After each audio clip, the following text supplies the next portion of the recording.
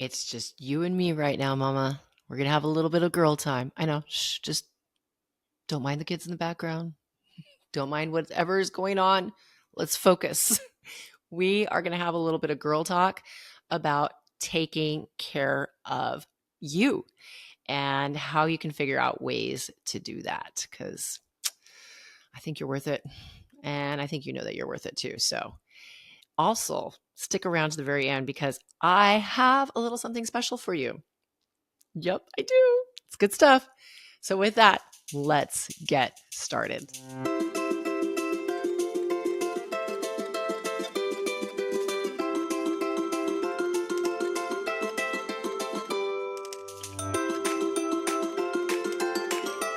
So I'm going to give you the background on why we're having this conversation, because this conversation is actually based on a true story.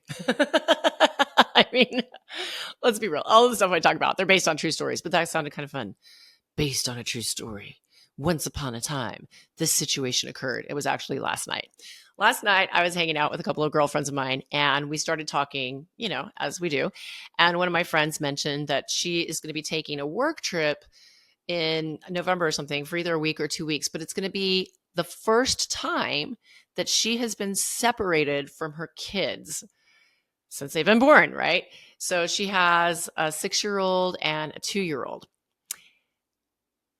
And of course, she kind of stops. She's like, oh my gosh, I just feel so bad about this. I feel kind of guilty. And then I chuckled. And then I brought up my story because this is how it goes.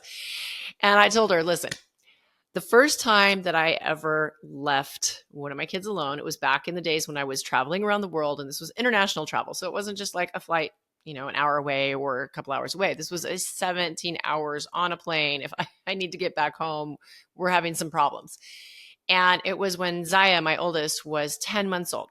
Now, just for a little fun before that, when she was 6 months old, I was traveling as well, but my mom was available to come with me, which was really, really cool. So when Zaya was 6 months old, she had about 7 passport stamps, which is kind of crazy. And I know some of you are going like, I just want to smack the kid. I don't even have one. So I apologize because she doesn't even remember the trips, but it happened. And it was also a lot of work because even though I had my mom with me, I still had a baby that was nursing on the job site with me. So every 2 hours, or, my mom was there with her. She sees me. You have baby, mama, you know how it goes. Your mom. So my first time that my mom couldn't come was when she was 10 months old. And I had to say, I'm sorry, got to go to work. I love you. Goodbye. And there was that part of me when I left that was kind of feeling like, oh, is she going to be okay?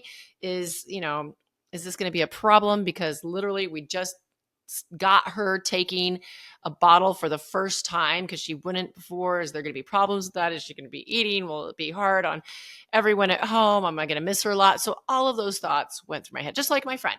All of those thoughts went through my head. And then, of course, I take the flight. I get out there. I'm a couple days in. And the question that everyone is asking me, because, they all know Zaya. I had her in my arms the last time. They know that this is my first trip away from her. So, of course, naturally, out of concern, everybody's asking me, oh my gosh, do you miss her so much?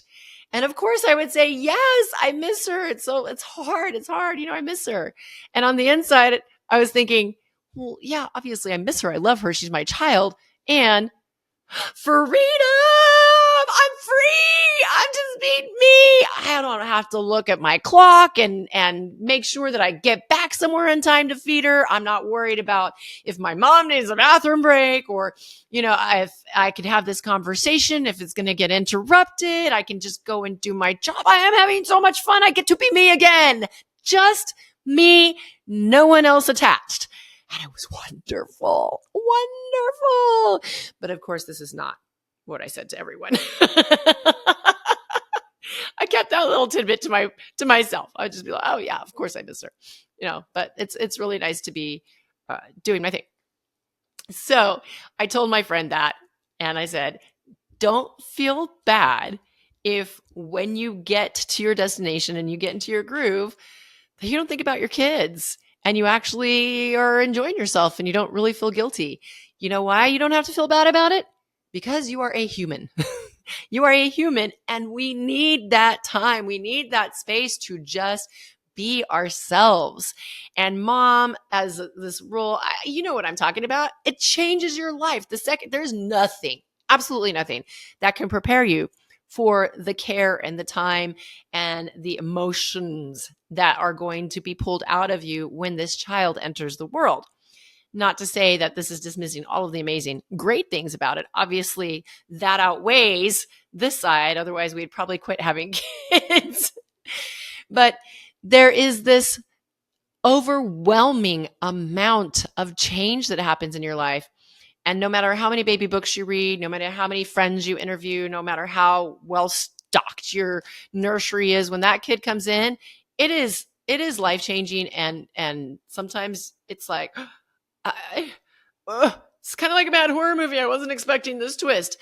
Why am I so sad? Why do I feel so lost? Why do I feel like all I am good for is feeding and changing diapers and cleaning dirty things and all of these things that I've never had to do in my life before? Maybe as a babysitter once or twice here, but not to this scale. Remember those good times. And you might be thinking, Mitch, my kids are teenagers. Every time I get away from them, I have no guilt at all. It feels great. And yeah, it does. It changes as you grow. Of course, I know there's still the love there. So we just know that that's the baseline. Okay. And I bring this up. The reason this conversation became so important for me was because I realized, how many of us are going out there and just doing the thing. How often are you, just think about it, your day, and we stop or we forget to stop and just give ourselves a break to be alone. And by alone, I mean with girlfriends talking and hanging out and not watching the clock, or going out and doing a hobby, or working on a passion, or just taking time where we just kind of shut the world out and it is just for us. Because, and here's this is not my favorite phrase. I'll admit it. It's like a trigger word for me, but self-care, it's like chalkboard scratching. It's an overused term, and I know that we hear it everywhere, and it's become so used now that we kind of become numb to it, and it just comes in one ear and goes right out the other. And it's like, oh yeah, I know, self-care. I need to take self-care. And at the same time, we're not doing it. So for lack of a better term, let's just say you got to put some gas back in the tank, because obviously the fumes aren't getting us where we need to be. And so, of course, the biggest thing as moms that we always run into, and you've probably said this yourself, I know I've said it, is like, I don't have time. I do not, where am I going to find the time in all of the things that I have to get done to take an hour and go pamper myself or whatever it is that I need? Like, I'm tired. I can't even take a nap. I got these kids running around. I got this stuff to do. I got work. I got house. I got all of these things that need to be taken care of. And this is where we're going to pull it into step. We're going to do the 3 C's. You know why? Because it's easier to remember. And I just came up with it. So the first one is we got to get creative, because we do have busy calendars, right? Yeah, just think about your day right now. And you're probably going, okay, I get up earlier than I want to get up. I have too many kids that I got to get taken care of. I'm making a lot more meals than I would rather be making. I don't even want to make my own. I got to work. I got to do this. I'm volunteering here. I'm teaching this. I'm following through on that. I got to meet up with these people. And by the end of the day, I'm just exhausted. Okay. I don't see it. I don't see this happening. Maybe for 5 minutes on the weekend. Is that really enough? Let's say that isn't. So this is why we're going to get creative. Okay. I've used this analogy before, but just in case you missed it, I'm going to bring it back. Imagine we have a glass vase sitting right here next to me. Now, if you're listening, just picture a glass vase.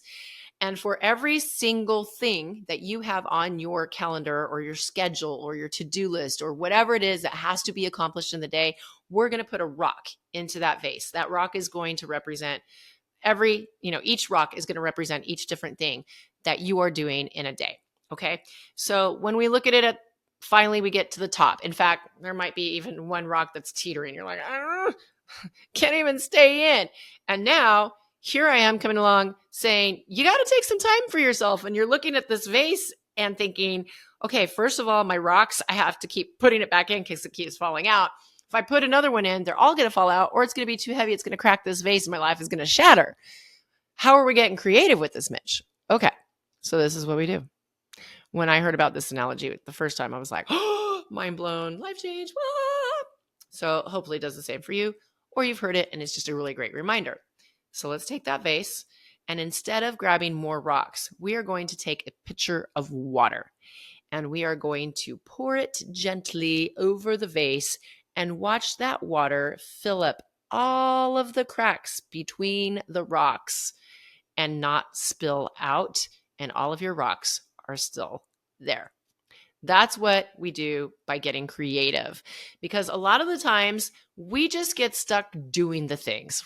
We've never really, I know there are so many times where I just find myself, I'm just running around. I know all the things that have to get done.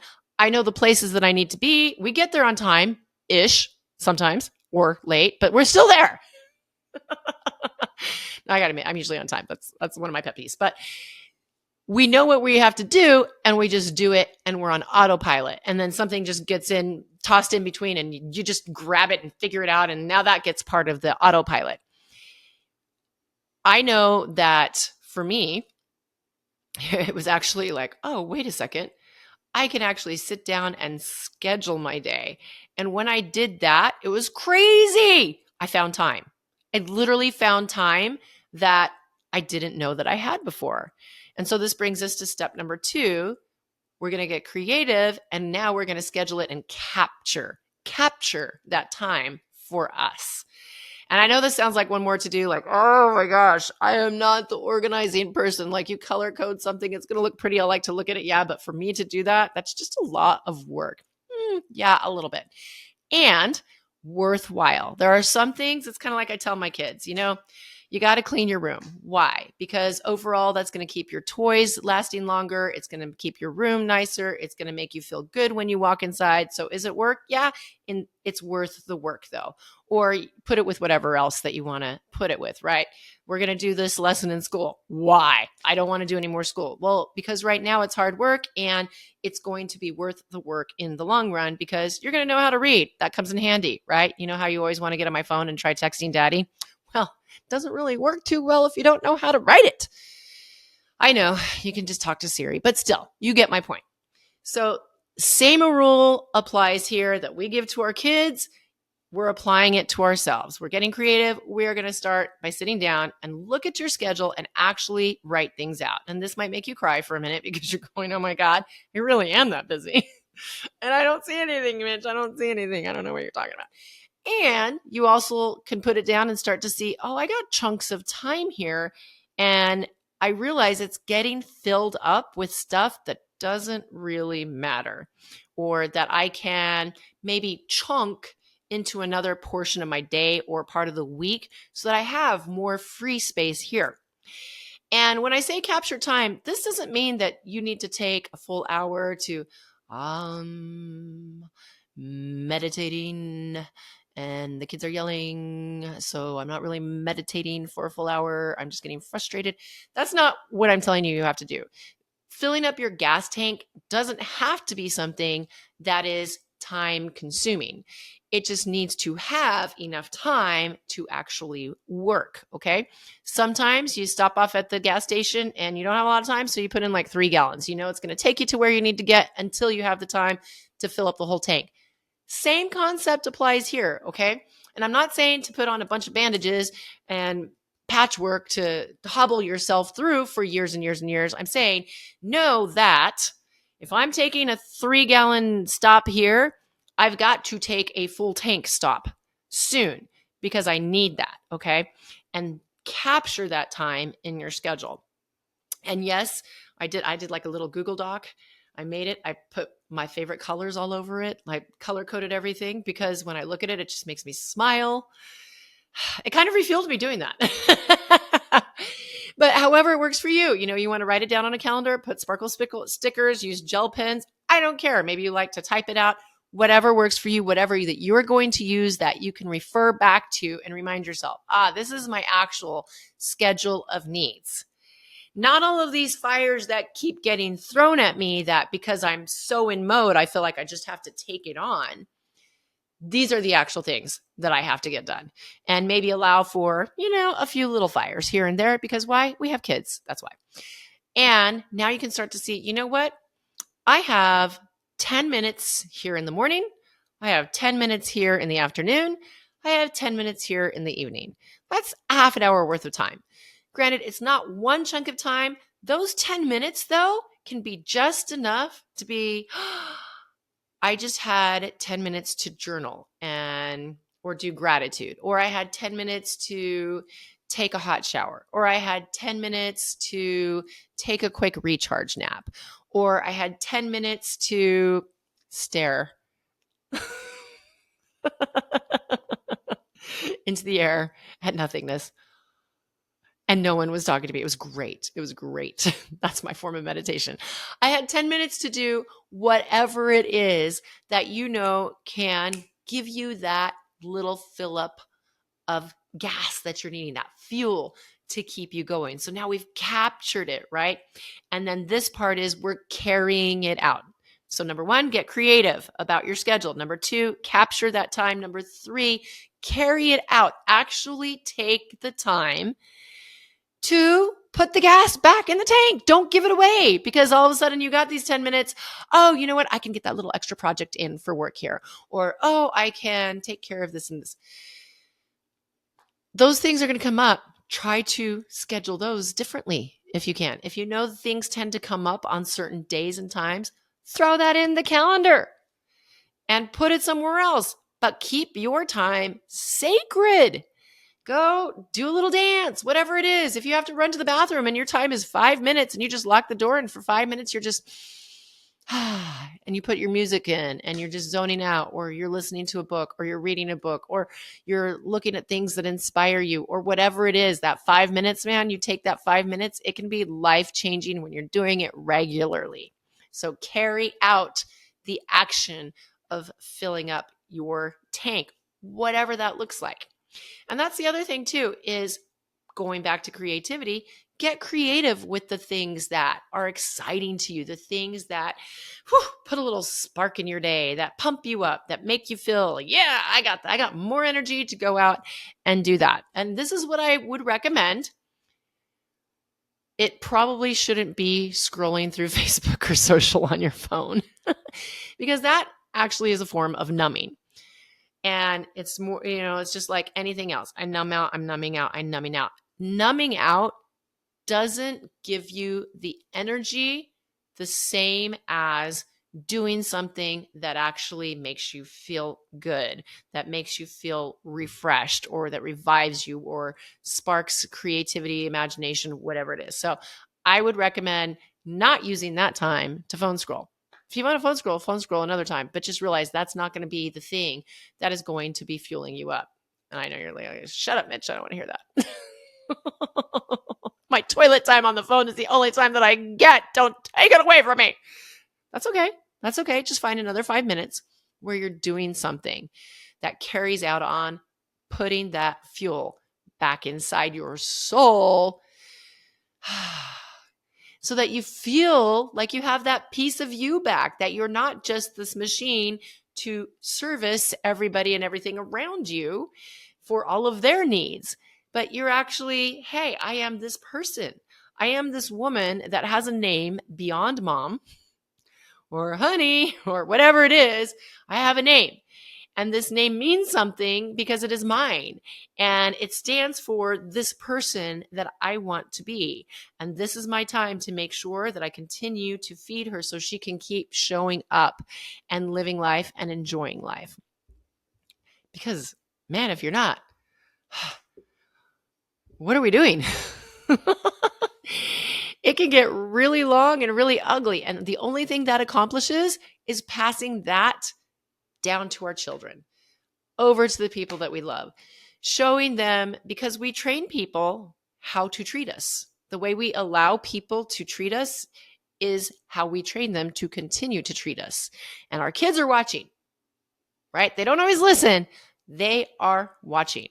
And so they're going to learn either it's okay to walk all over somebody because that's what mom showed me, or they're going to learn it's okay to be walked all over because that's what mom showed me.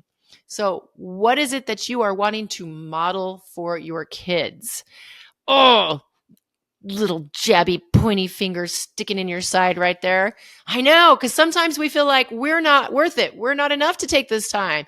But man, if it's going to be a lesson for my kid, oh, I guess I got to do it. I guess I got to do it because, these kids, I want them to turn out okay. So I better do something to show them how to turn out okay. And this goes for dads too, by the way, mom. And you might be laughing like, my husband has all the time he needs to refuel. Whatever he wants to refuel, he just goes and he does it. This was actually, I'm getting off into another little tangent here, so I'll keep this really short. But I was listening to another lady who does a podcast as well for both marriage and motherhood. And she was talking about comparing our suffering, so to speak, between spouses. And just remember, just because his discomfort doesn't look like your discomfort doesn't mean it's not real for him and that it's not of value in his life that he also needs to take the time to refuel. So we need to take the time, put that gas back in our tank, and then also recognize, hey, let's help other people learn to do the same. Don't try to do it for them. That's taking on another thing. It's teaching them by showing them, hey, I'm taking this time because it is important. I would love to see you figure out what's important for you to take time to do so that we all come to this family as people that aren't stressed out, pulling our hair out on the end of our fumes, screaming at each other because we have no patience left. Instead, we're coming together as this family in these relationships of people who know how to fulfill themselves, how to manage themselves, and bring the best to each other so that when we are together, our time is better spent. Our memories that we create are higher quality. And when we look back, we create a trend in our family of figuring things out, working together, having great times, instead of always just, hey. We teach each other how to treat each other so that when we come to each other, we're respectful. If we have problems with each other, we're not yelling at each other. That's, oh my gosh. My girls yell at each other. It's a big one. I know you feel the same. You don't want to hear your kids yell at each other. And that's just one thing. It's like, you can be mad at someone. You can let them know that you're mad at someone. You will not yell at them to express this feeling though, because it's not going to accomplish anything. And that comes from a place of not having taken care of yourself and learning to manage yourself and to fill up your gas tank. I feel better. Rant done. Okay. Joke time. What have I not shared with you guys? I did the tomato a little while ago, so we're not going to do that one. Oh, I did that one. I really don't have any good self-care jokes, but we're going to go with, I don't think I've said this one. Okay. What did the fish say when it swam into a concrete wall? Damn. Which is kind of how we feel when we don't take time to fill up our gas tanks. So fill up your gas tank. All right. That is it for today. Thank you for being here, for letting me rant and rave with you, and hopefully get us to a place where we are taking better care of ourselves and showing people by example what to do for them as well, and bringing better quality relationships and time spent together, because instead of people that are bringing little zombie portions of themselves, they're bringing their full selves to the plate and creating experiences that are so much more fun and so much more rich. Oh, wait, fun, rich. I just did it. Holy cow. I know I'm a little cheesy, but with that, thanks for being here. Drop me a comment. Let me know what are some of the ways that you love to fill your tank, or how did you get creative about capturing time in your schedule so that you could carry out those self-care practices. I know about filling up your gas tank. And if you like this episode, subscribe, send it to a friend who you know could use a little bit of self-care in their life so that maybe they get some ideas on how to apply that time into their life. And I just want to thank you for being here. Oh, and I do actually have a little 7-day self-care challenge. Yes. Don't laugh at me. I used self-care in the title. Maybe I could just put, filling up the gas tank, but no, I used self-care. So if you would like that, DM me, or you can email me at hello@fumes.com. funrichmom.com. It's got a whole bunch of ideas in there for you, breaks it down, makes it easy. I would love to send that your way just to help get you a kickstart. And otherwise, I look forward to you having a fantastic week where you are feeling energized and like you're bringing all of you to the table, not just some of you. I will talk to you next week. Bye-bye.